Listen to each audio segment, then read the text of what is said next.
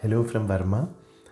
I'm extremely happy to inform you that I have a teaching session online organized by Tara Talk Time.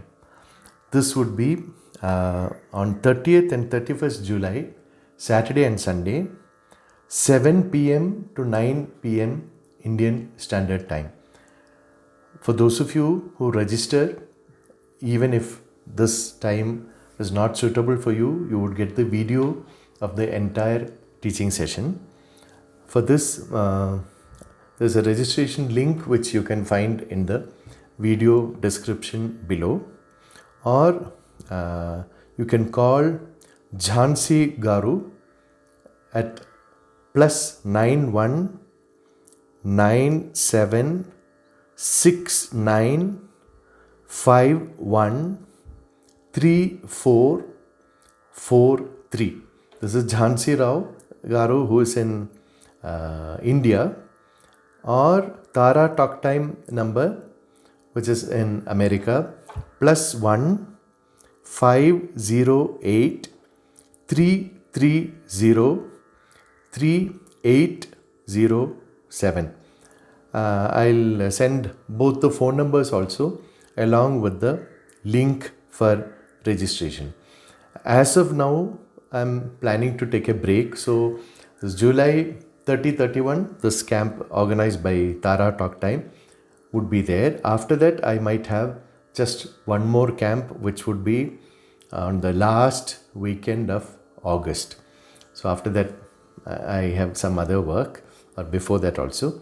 So it would be Tara Talk Time plus Varavina workshop last weekend of August, after 1 month. For this, instead of just telling you that I have a camp, I thought I would just share a very cute story also. If you check out the last video uploaded by Music Box, you would find video excerpts taken on a phone from our concert in Visakhapatnam a few days ago, where I was singing a raga called Rohini. So unfortunately, though I have sung Rohini not many times but a few times, I've never got a full, complete, good quality audio video of a Rohini rendition until now, and this is no different. But even on the rough recording, which starts kind of more than 3/4 of the raga alapana is over by then, still you can get a kind of taste of what Rohini does and what it can do.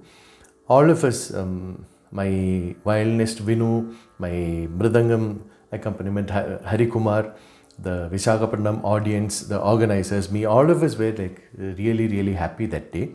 That happens very rarely when after a concert that all of us feel very happy with the sound system, with the audience, with the food, with everything. So it was a very unforgettable concert on July 9th in Visakhapatnam. But after hearing this little bit of Rohini, which is there on YouTube, I have many requests from various people asking me to teach Rohini for my next camp, which I would be very happy to. It is little advanced. Nothing is like impossible or inaccessible, then I wouldn't be teaching that. If I start teaching a song, I do it with the complete belief that you can get it. But how easily you get it, how soon you get it, that changes from person to person. If a person knows an instrument properly, then Rohini becomes very easy. Whether if you know veena or keyboard or violin, because it is a raga which has no panchamam and it has 2 madhyamams. So it goes like this. I'll just give you an example. Sa re ga ma ma da ni sa ni da ma ma ga re ga ma ma re ga sa da ni sa re ga ma ma re sa ni da ni da ma da ma ma ga ma ma da ni sa re ga ma ma da ni sa ni da ma ma ma ga ma ga re sa re ga ma ga ma ga re. Like that it goes. So it can be very, very, very, very meditative, inward looking and melodious and beautiful. But we need to have Shruti Suddham, Swara Suddham also. Each Swaram should be Suddham. Then the possibilities are infinite. But there are big ragas and there are small ragas according to the scope for improvisation and elaboration. This is definitely, Rohini is a very, very big raga. We can really sit at home, soak ourselves in Shruti and just sing in a meditative Drupad style alapana. We don't have to sing like that in public, but really, really it is like a meditation. So instead of just telling you that I have a camp on 30 and 31 July, and now at least one song I am revealing because so many people have asked me. Apart from this, of course, I'll teach a few more simpler songs also, because some people, they may not be very high level, but they sing very beautifully if we teach a song to them correctly. But I thought I would share a story with you, true story. I had just joined Balamurali sir a few months ago in mid 1990s, and I had the book Suryakanti.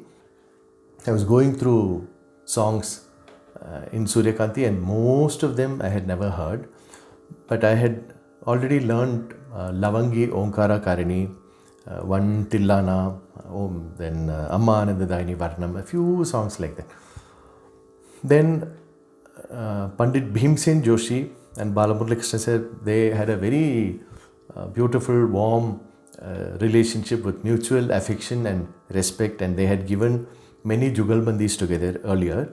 And Pandit Bhimsen Joshi had a series of surgeries here and on his neck and then on his spine or leg, many medical problems he had, and he had kind of retired at that time.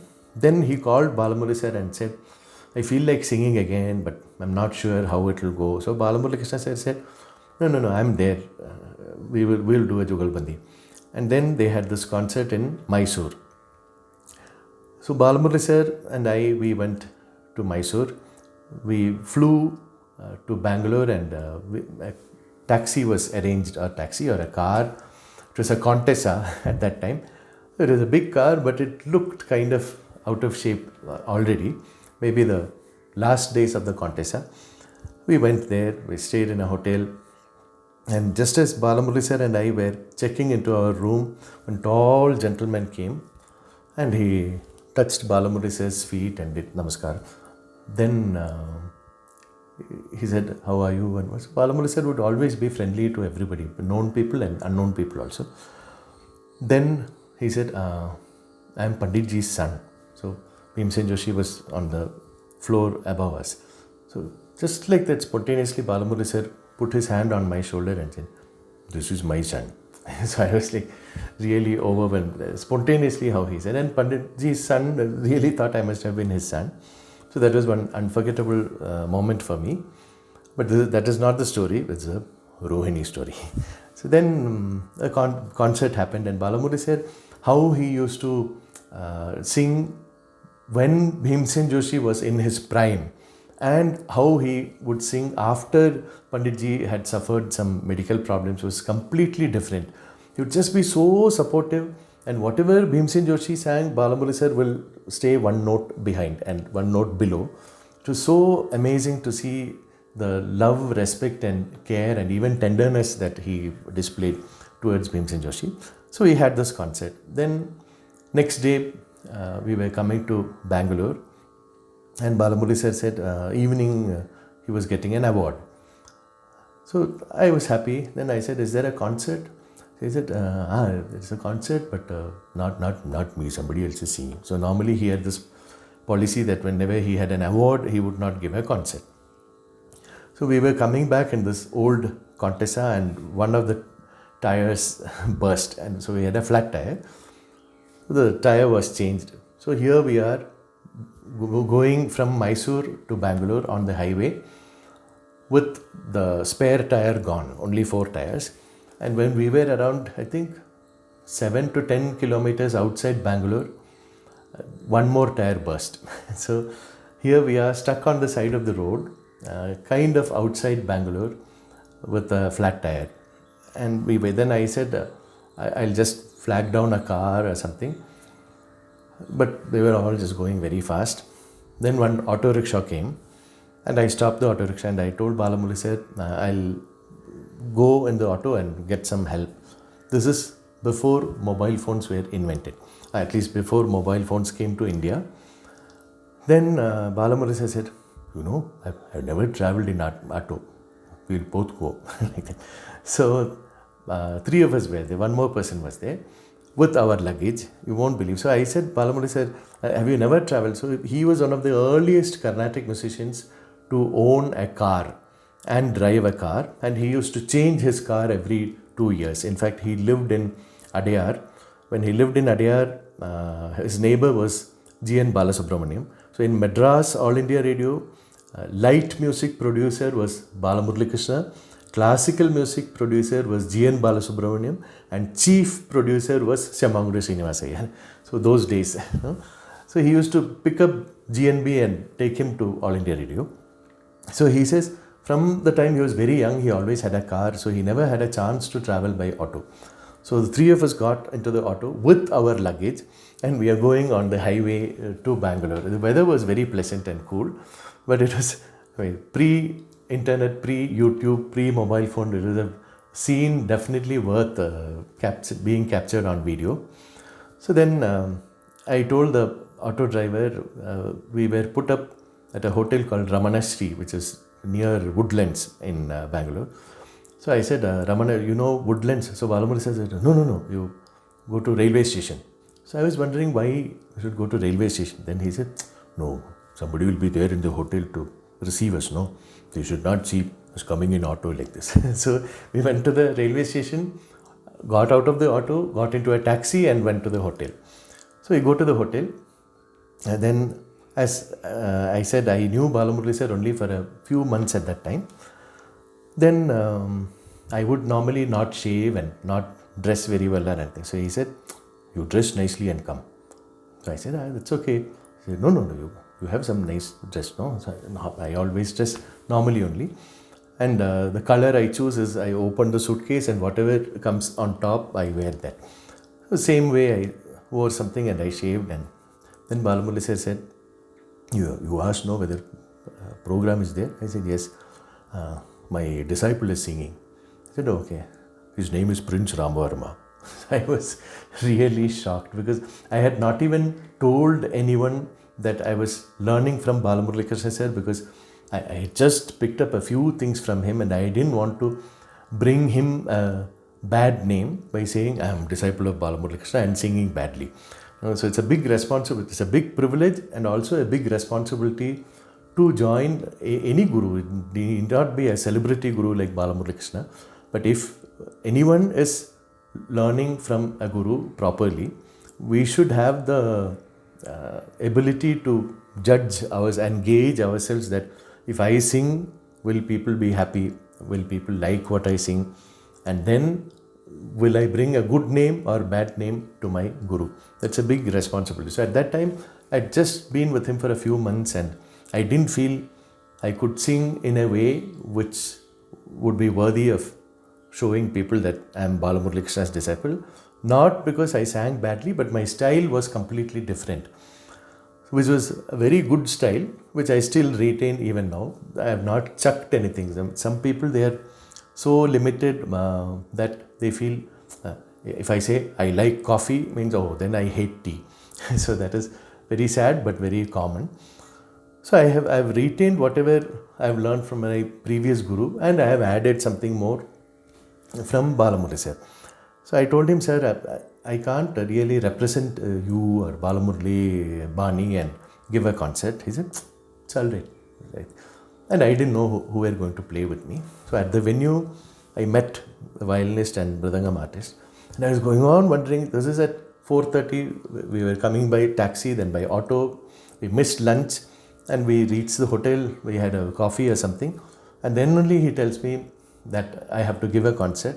5 o'clock is the award function, followed by my concert.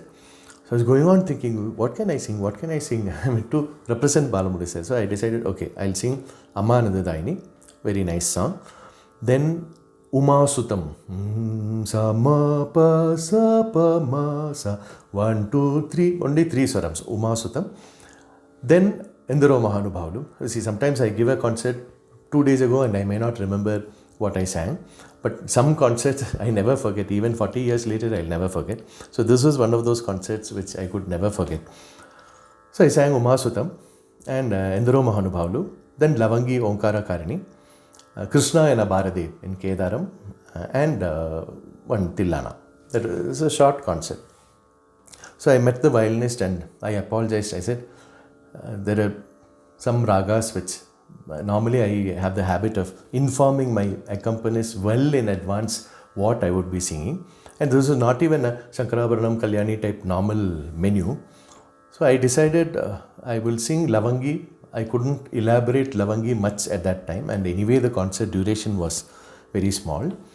So I decided to do an adventure by singing Tanam in Lavangi and doing a Tanam Ragamalika with a few ragas invented by Balamurali sir. So firstly I sang Swaram for Uma Sutam, and Balamurali sir later said, oh, I had not sung Swaram in this Uma Sutam, and very soon after that he released a recording with Char Sur called Sarvasri the Beginning, with only compositions on Ganesha, and he sang Swarams for Uma Sutam. Then I got idea from you, he said. So that is one. Then I sang Tanam in Lavangi and sang Ragamalika with a few ragas like Mahati, Sumukham, which were invented by him.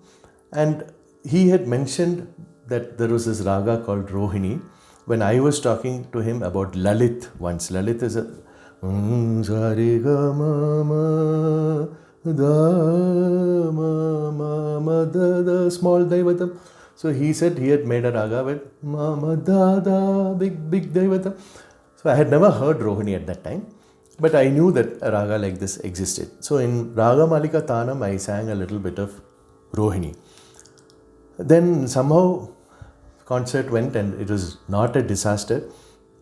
People seemed to be very happy. And I was more relieved than happy that it was over and I didn't make any big mistake or do something dishonorable to my guru. Then after the concert, during the concert I could say Balamurali sir would always be kind of pleasant and mostly neutral and non-committal. He'll be just smiling like this. You don't know what he's thinking or feeling. He'll just be pleasant like. So I could see his face, some small things when I did, I could see he was appreciating like that. So after the concert I met him, then he kind of gave a squeeze on my shoulder, like that. He squeezed it. You did very well, he said. So I said, sir, I managed, it was okay. Of course it was okay. You see, it was very good only. Nobody will think you are with me only for such a short time. You are like proper disciple. So I was like flying. And then I said, no, I never thought I could manage like this. So then he said, I know you better than you know you. Like that he said. So this he has told me more than once. It is very pleasant. And then next day we had breakfast in Bangalore and flew to Madras. We reached Madras and he asked me to have lunch with him. We go to his house and then he says, I have never sung Tanam in Lavangi till now. So gave me a nice idea. So I said, well, I didn't know any compositions. I knew only Amma Anandadayini, Uma Sutam, Lavangi and Tillana. And all four I sang. So to just bring some Murali spirit, Mahati and Sumukham I sang. Then I said, Rohini, I love Rohini. And he said, yeah, you did very well. Then I said, sir, I know Veena, because of that it's little easy. But you know Mama Gana Lola? I said, no. You haven't learned? I said, no. Oh, come, I'll teach you. I said, okay. I had never heard the song or Rohini Ragam at all. So we've had early breakfast in Bangalore, and we have traveled to Chennai, and we've had lunch, late lunch, and it's around 2:30 in the afternoon. And in the afternoon, always Balamurali sir used to take a nap. So I said, tomorrow morning I'll come. No, you have to. Immediately after this travel, after lunch, immediately he took me upstairs to his room, and then and there he taught me Mama Gana Lola. And it was so, he was so happy with the Tanam bit I sang in Rohini, and so surprised that I hadn't learned that song, that immediately, then and there, he wanted to share the song. So that is how I learned Rohini Mamava Gana Lola, which I hope to teach on 30th July if you register for this Tara Talk Time camp. Yeah, so that is my Rohini story. See you. Bye. It won't be only Rohini. I'll be teaching some other songs also. But this is the background.